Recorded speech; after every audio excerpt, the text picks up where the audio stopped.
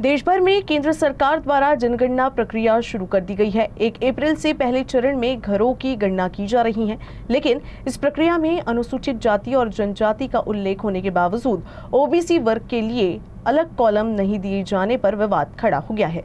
इसी मुद्दे को लेकर गोंदिया में ओबीसी संघर्ष समिति और सकल ओबीसी समिति ने जनगणना के बहिष्कार की चेतावनी दी है।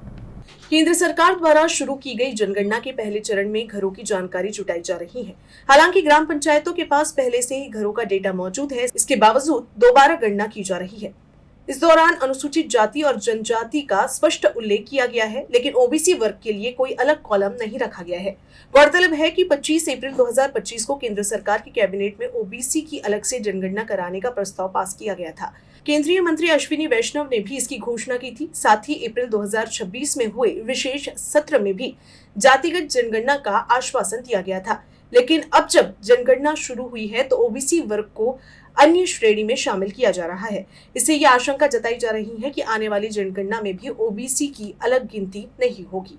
ओबीसी संगठनों का कहना है कि ये उनके साथ बड़ा अन्याय है और इससे उनके अधिकारों पर असर पड़ेगा। इसलिए जब तक ओबीसी के लिए अलग कॉलम नहीं बनाया जाता, तब तक वे जनगणना का बहिष्कार करेंगे।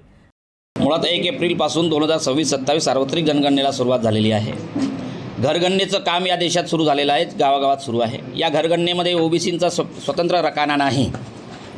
जर रकान्याची गरज नसेल आणि सेकंड फेजमध्ये होणाऱ्या जनगणनेत ओबीसींची जनगणना करणार असाल तर यामध्ये या प्रपत्रामध्ये शेड्यूल कास्ट आणि शेड्यूल ट्राईबची गरज काय? आणि जर रकान्याची गरज आहे तर ओबीसींचा स्वतंत्र रकाना असल्याशिवाय आम्ही घराची गिनतीसुद्धा होऊ देणार नाही। यापुढे जाऊन या जनगणनेत जर ओबीसींचं जातनिहाय जनगणना होत नसेल तर या सार्वत्रिक जनगणनेच्या विरोधात आम्ही आहोत। यावर बहिष्कार आमचा आहे। शासनाच्या विरोधात हे बहिष्कार सफल करण्यासाठी वाटेल ते परिणाम सहन करायला, कारण की शेवटची लढाई ओबीसींची आहे। वहीं ओबीसी संगठनों ने सरकार से सवाल किया है कि अगर अनुसूचित जाति और जनजाति का उल्लेख किया जा रहा है तो ओबीसी को क्यों नजरअंदाज किया जा रहा है।